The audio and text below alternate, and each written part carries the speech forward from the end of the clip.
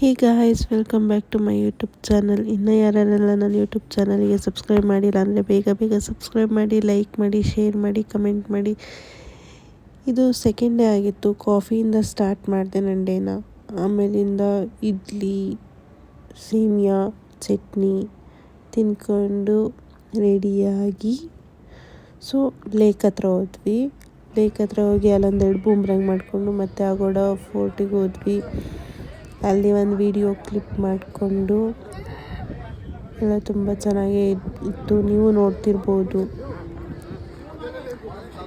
ಅದಾಗಿದ್ದ ತಕ್ಷಣ ಹೊರಗಡೆ ಹೋಗಿ ಒಂದೆರಡು ಫೋಟೋಸ್ ತೆಕ್ಕೊಂಡು, ಅಲ್ಲೂ ಕೂಡ ಎಲ್ಲ ನೋಡ್ಕೊಂಡು ಫೋಟೋಸ್ ತೆಕ್ಕೊಂಡು ಅಲ್ಲಿಂದ ಮತ್ತೆ ಮ್ಯೂಸಿಯಂ ಹತ್ರ ಬಂದ್ವಿ, ಚರ್ಚ್ ಹತ್ರ ಬಂದ್ವಿ. ಆಮೇಲಿಂದ ಪೋರ್ಚುಗಲ್ ಅವ್ರು ಸಿಕ್ಕಿದ್ರು, ಅವ್ರ ಹತ್ರ ಒಂದೆರಡು ಫೋಟೋಸ್ ತೆಕ್ಕೊಂಡು ಲೇಕ್ ಹತ್ರ ಮತ್ತೆ ಇನ್ನೊಂದು ಫೋಟೋ ತೆಕ್ಕೊಂಡು ಮತ್ತು ಚರ್ಚಿಗೆ ನೋಡ್ತಿರ್ಬೋದು ನೀವೇ ಕೂಡ.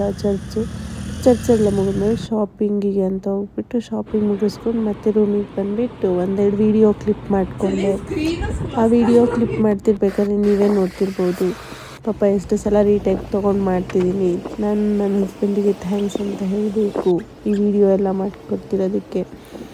ಹಾಗೆ ಕೂಡ ನೀವು ನೋಡ್ತಿರ್ಬೋದು, ಸನ್ಸೆಟ್ ಆಗೋ ಟೈಮಲ್ಲಿ ನನಗಿದು ವಿಡಿಯೋ ಬೇಕು ಅಂತ ಮಾಡಿಸ್ಕೊಂಡಿದ್ದು, ಅದನ್ನು ಕೂಡ ಪೋಸ್ಟ್ ಮಾಡ್ತೀನಿ.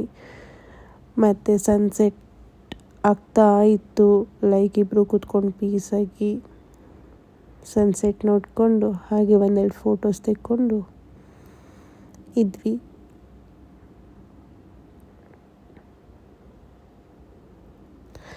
ಆಮೇಲೆ ಸನ್ಸೆಟ್ ಏನೋ ಆಗ್ತಾ ಇತ್ತು. ಕೆಳಗಡೆ ಹೋಗಿಬಿಟ್ಟು ಬೀಚ್ ಹತ್ರ ಕೂದಲು ಟೈಮ್ ಮಾಡ್ತೀನಿ ಅಂತ ಹೇಳಿದ್ರು.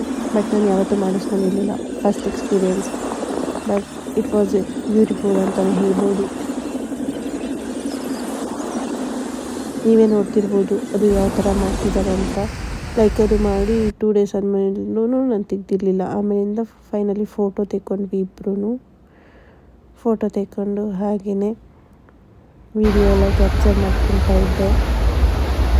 ಈಸಾಗಿತ್ತು, ಬೀಚ್ ಸೌಂಡ್, ವೇವ್ ಸೌಂಡ್ ತುಂಬ ಚೆನ್ನಾಗಿತ್ತು ಅಂತಲೇ ಹೇಳ್ಬೋದು.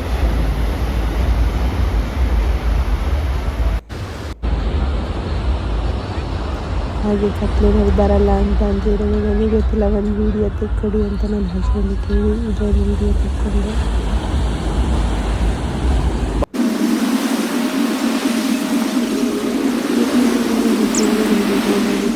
ಕ್ಯಾಂಡಲ್ ಲೈಟ್ ಡಿನ್ನರಿಗೆ ಹೋಗಿದ್ವಿ. ಅಲ್ಲೊಂದೆರಡು ಫೋಟೋಸ್ ತೆಕ್ಕೊಂಡೆ.